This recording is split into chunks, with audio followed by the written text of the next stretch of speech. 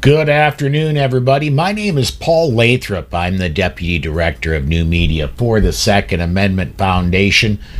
This is the Daily Bullet. Joining me today, Amanda Suffecool. You know Amanda. She's a frequent guest here. Amanda's the host of one of the hosts of Eye on the Target Radio, and good friend of mine.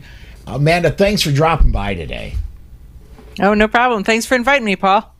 So, two things we want to talk about today. One of them is going to be very brief. I want to congratulate Texas to start with.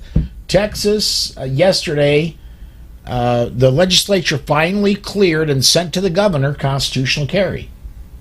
Right. Is that number 21? Is that what I heard? 21st state? Yes, 21st state to pass constitutional carry, which is awesome. Well, we're getting close enough that Ohio may be ready to dip their toe in the water. They're not a brave state, my state. They're also like, oh, everybody else is doing it. Wait for me. So I think we probably need another 10 before my state will do it. But congratulations to Texas. That is wonderful. So Ohio has to wait and bravely go where 30 other states have gone before. Yeah, that's kind of where they are. Mm-hmm. Yep. Yeah, Trailblazer. No. Yeah. Okay. All right. And hello to everybody on social media. John Petrolino, Gerald Dees, Evan Lisi, everybody's checking in. Thanks for checking in, everybody. Keep your comments coming. We'll be getting to some of them shortly.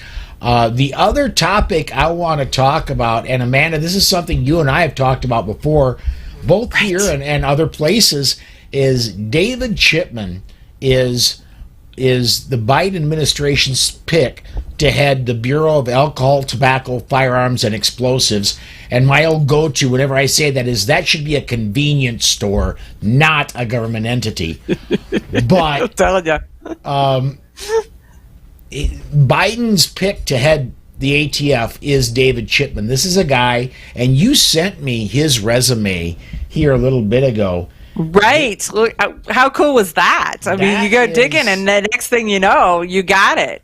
Yeah, this is it is a list of somebody who has spent their entire adult life, considering the guy is about my age, and he spent his entire adult life working to disarm people. From his first job, his goal has been to get rid of guns, and it's been getting more extreme as he goes on. I'll agree with that. You know, the first part, I don't know. I think it almost looks like his job was a job. It was a job. The rest of us would be like, wow, we're in an organization that could actually impact change and a positive change. But no. So it looks like it was just a job to begin with, and then it got to be a desk job, and then it got to be, oh, now I've got an agenda, and the names of the companies that he worked for, or organizations, I guess, are just, you know, we know them. We don't like them, but we know them. Mm-hmm. Yeah, and let's go to the most recent ones that he's had, and I'm going to go to.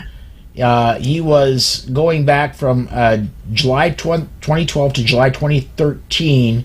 He was a senior advisor to Everytown for gun safety. After that, he was vice president, senior vice president, public safety solutions for ShotSpotter. That is the company. Most people don't know that company, so you've really got to dig into who they are. Yeah, that's the company that, and Chicago's getting ready to dump them for all the false positives they're giving. That is the company that sets up microphones throughout the city of Chicago and Minneapolis and several other metro areas. And when they hear something that sounds like a gunshot, they send the SWAT team in. And the police come in, and sometimes there's been gunshots, sometimes there hasn't. And then after that, that is when he went to go work for Giffords. Well, and the interesting thing is Giffords, the Giffords company name, that was a new thing to me too. Giffords, Courage to Fight Gun Violence is the name of the organization. I've heard,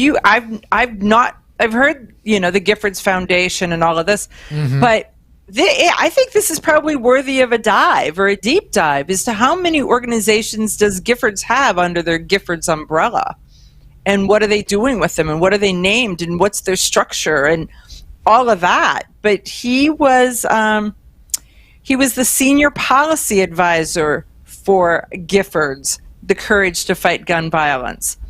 Senior policy advisor. Exactly. Right.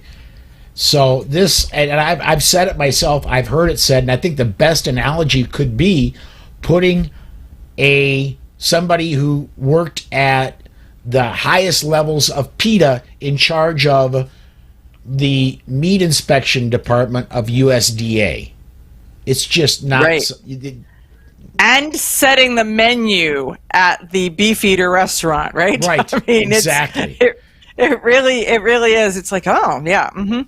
So let's go back to ShotSpotter for a minute, because I think this is an interesting thing. He led North American sales team during a 2-year period of explosive growth. Bookings grew over 200% as compared to the previous 2 years. Domes of protection. So remember what Paul just said. Chicago, Minneapolis.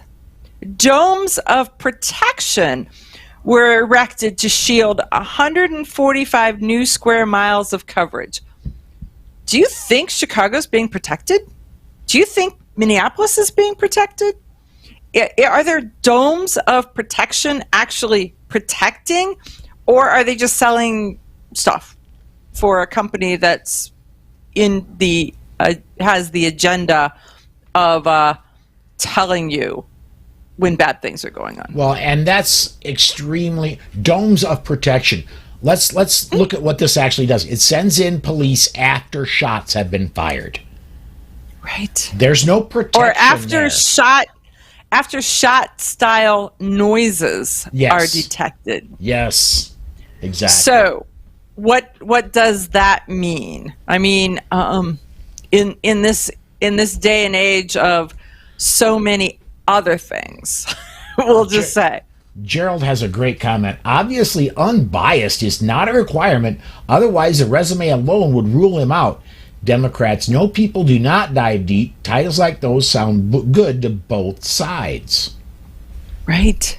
No. That isn't. When you start to look at who they are and you dig a little deeper, you're right. You're right, Gerald. People are like, yeah, just gloss. Here you go. He worked for, I mean, I'm sorry, the news... I'm not sorry. Sorry, not sorry. The news is saying, that he is an ATF official who is being promoted. No. He laughed. He was booted. And let's go to you let's and look at his me. ATF career.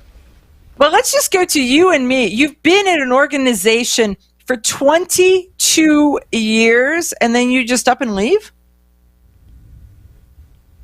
Right? 22 years is a commitment. What caused?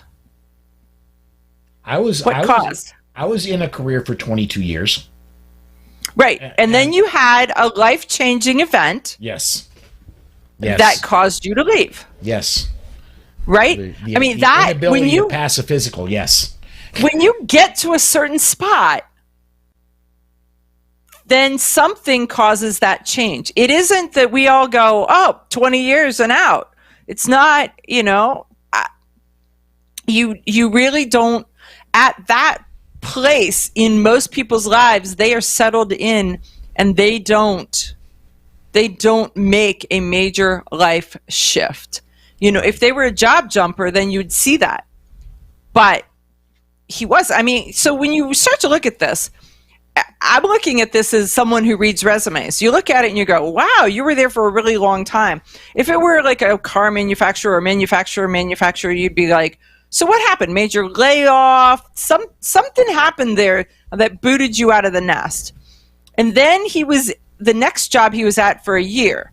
Then the next job he was at was for a year. Then the next job he was at, so it was like, I was there for 22 years. Then I was there for a year. Then I was there for a year. Then I was there for 3 years. Then, so it's like, you didn't just shift because you got a better job and it was fabulous. Mm-hmm. What happened? Somebody needs to ask that question. Well, and one thing I want to bring up real quick is, as part of his job with ATF, he was the team that went in to handle the aftermath of the Waco situation. It doesn't necessarily say the aftermath. Was not the ATF part of the action, not the after action? So that's completely different than, because in his resume, he says that he was in the aftermath of 9/11. Okay, he didn't cause it. I get it. That's an aftermath. Waco wasn't an aftermath. It was I'm in the action. Yeah. And find, what did he say? What exactly did he say? So he puts that as one of the features in his resume. A true feature is that he was the case agent in the Branch Davidian trial. John Petrolino responded to the Oklahoma City bombing. He was, so after the fact, John Petrolino says, I believe there's some trophy pictures there. Yeah. There is that too. So, and that would be another one. I mean, this is almost like a resume that you want to write questions to send to your senator and say, ask him this. Hey, ask him that. Ask him when you're querying him. Speaking of, right. I'm going to I put this number up every once in a while. I don't care what state you live in. I want you tomorrow, because there's nobody there right now. Tomorrow morning at 9 a.m. Eastern Time, I want you on the phone. I want you to call 202-224-3121, and I want you to talk to both of your senators. Well, you won't talk to them, but talk to staffers in both their offices. And I want you to tell both their offices that you vehemently oppose David Chipman to head up the Bureau of Alcohol, Tobacco, Firearms, and Explosives. He is the wrong person for the job. And then, once you're done with that, I want you to jump on Google, and I want you to find your senator's offices in your home state. And I want you to call both of the senator's offices in your home state. And there's more than one office. I want you to call each of the offices that your senators have. Then you become 5 check marks or 6 check marks of interested individuals, as opposed to just singularly you. Yes. I would love you to be singularly you. I would be on top of the moon if you became 6 or 7 people. Because they look at every single call as hundreds, if not thousands, of voters who are behind. If one is encouraged to do it, this many more are behind them, sitting on their sofa saying, yeah, I oughta, but I didn't. Exactly. So, and I will guarantee you're counted every time when you call. You and your emails count. So do that too. But your email gets counted once, but each phone call to each office gets counted. So be on that. You be brief and be polite, but be persistent. So that's what I want to get across there. So, and folks, I'm going to say, if you are on LinkedIn, go see if David Chipman, if you've got a mutual friend, so you could see his stuff. I want to get this in. My senators are Spartacus and the Penderist. They won't care what I think. They will be 100% behind him. They are both gun grabbers. Yeah. Robert, you're probably right, but I still strongly encourage you. Call and call and call. So, yeah, in a lot of those cases, what happens is, if it's a huge push counter to what the senator believes or thinks, and the lights just went out. If there's a huge push, you will not get them to vote your way, but in some cases, you get them to not vote. So, it's worth a try. And Diane, this is a great. I can set a reminder on my phone. Set your reminder on your phone to call or email. Exactly. I do that. Well, you can email in the dark of the night. You can email tonight. Yeah, I don't you care. can email right now. They'll get it tomorrow. Yep. But yeah, you have to call when they're there to really make a difference. So you could call now and you'll get voicemail. I would strongly recommend though you call when they're there. And right. Don't swear. Yes. Be polite. As much as you want to. Don't swear. Exactly. So let's see. You may be able to make up an extra word like it's a crock of cheese, but you can't swear. All right. Evan's got a great point talking about with Robert. He says, Robert, stay in the fight. Yeah. I way back, this has been a long time ago when I was just doing the Polite Society podcast, and we were just a little tiny show. We were just barely started out, just starting to grow, and I was emailing back and forth with a listener that I had in New Jersey. And at one point I said, dude, at one point you got to think about moving. And he said, man, I was a U.S. Army Ranger. We aren't much for retreating. And I loved that. Yep. And so I got skills, but retreat is not one of them. I got it. So I got to say, if you're in New Jersey and you're going to stay in New Jersey, God bless you and keep fighting. And same thing for you folks in New York. And don't lose heart. We are going to win. Things are happening all over the country. We are winning, believe it or not. We're going to on the states' rights. Yeah, we're kicking the states' rights right in the bee's nest. I mean, and that's really kind of moving them forward, where they thought that it was all good and the federal guys were handling it. The states guys are going, no, now not. So yeah, that's the good part about the bad part. Yeah, things are moving forward. And for those of you who are in New Jersey, in New York, in Hawaii, keep looking at this New York State Rifle and Pistol Association Supreme Court case. That is going to help you out tremendously. And there are more cases that people like my boss, Alan Gottlieb at the SAF, are going to be pushing that are going to the Supreme Court. They're going to help after that. So the fight isn't over. We're not. Keep your head up. Keep working. Yeah. Right. So. Exactly. All right. Gerald says, here we go. There we go. Oregon is the same problem, but at least the aide knows my name. I bet you when Gerald calls up, the congressional aide that answers the phone goes, oh my God, it's Gerald again. Because the same thing happens when our representative used to be the other party. I got the same thing here, Gerald. Hey, I have Sherrod Brown. I don't know if he's famous enough or not. Truly gravelly voiced, gun grabbing, extreme liberal.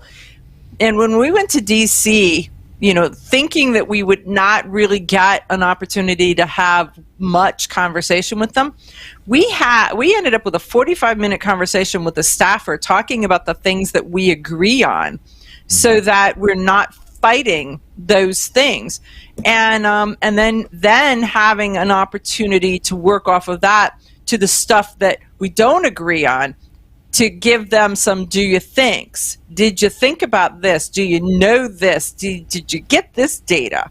Because we weren't butting heads.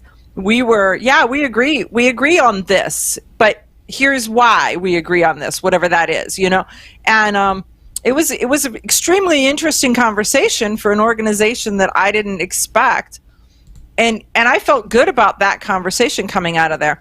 On the other hand, I had a conversation with Dick Durbin where he was belittling, he was pandering, and he was a crock of cheese. That's all. Okay.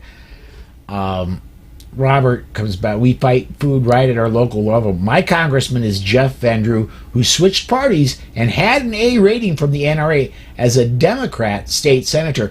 There are the one thing I dislike is the Democrats bad, Republicans good.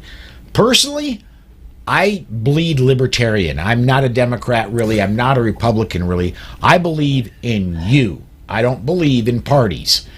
I believe in you and you that know what's right, what is right for you. And so I want politicians that believe in your rights the same as you do. And there are Democrats that are good for gun rights. Very few, but there are some out there. Okay, so let's talk about that for a second. The problem is that they are like, okay, I'm good for gun rights, but their party says the entire party's goal is to disarm you, yet they say nothing to their party. And then they say to you, psst, psst, I'm on your side. Are you really? That's where I have that difficulty with that, because I can't walk the party line and then say I disagree with all these things. And that's sort of what they do to get elected. All right. John Petrolino says, Chris Smith from New Jersey, GOP, totally awful. Yes, he is. Yep. He absolutely is. He's one of those rhinos, Republican in name only. So Petrolino, pretty soon you can retire and then you can run for office. Yes. There you go. We have high hopes for you. I'll give you all kinds of airtime to help you out, bud. I really will. So, all right, we're at 22 minutes, and I think we've kind of covered this pretty well. Let me see what else we got going on here. Let me bring this up. I want to get a few more comments in here. DJ Plain Ice, of course, throws his DC project. DJ, I have not met you in person, but I think I love you. So thank you so much for the support that you give to the DC project. They are so amazing, and the work that they do is just wonderful. And so thank you for your support. We appreciate it. John Petrolino says, we'll walk off the line. We'll talk offline. Okay. So yeah, we can, we'll talk. Maybe we know somebody involved in politics, kingmakers or something. All right. And let's see here. New Jersey GOP debates night, 7 p.m. FY. NJ 101.5 online. Okay. Well, there you go. And former President Trump is on at 9 p.m. Eastern on Newsmax. Okay. So that should be an interesting conversations. We'll see. So, Amanda, speaking of politics, just a smidge. Just because I found this offensive. Did you see where Tennessee is saying, please do not send us illegal alien children, and so the administration dropped them off in the dark of night? Mm-hmm. I did. Yes. I'll just say, wowza. And they were saying, well, we had to land the planes there to get them elsewhere, but there were buses on the tarmac to meet them. Yeah, I did see that. Amanda, I want you to get your crystal ball out.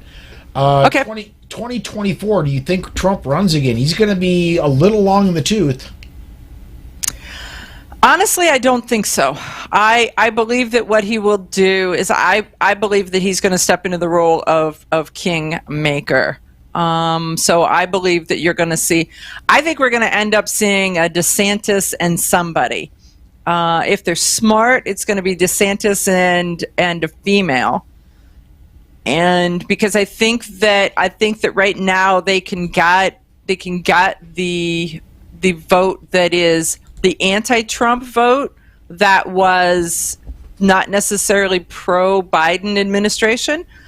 If they had somebody where they could pick something off and say, "Oh, well, I'm stepping over because," and yeah. We have So the best friends in that's the world. We really do. Yeah.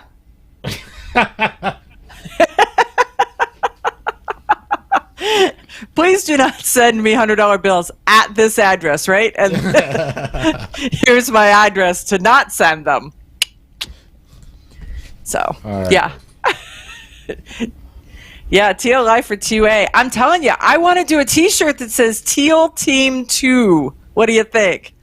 Kind of like SEAL Team 6, but there you go. All right. I think we are going to go ahead. We're going to shut this one down a little early. I'm famous for doing these late. I'm going to start doing a few of them early. Thank you, everybody, for watching. Thank you, everybody, for contributing. Thank you, Amanda, for doing this with me today.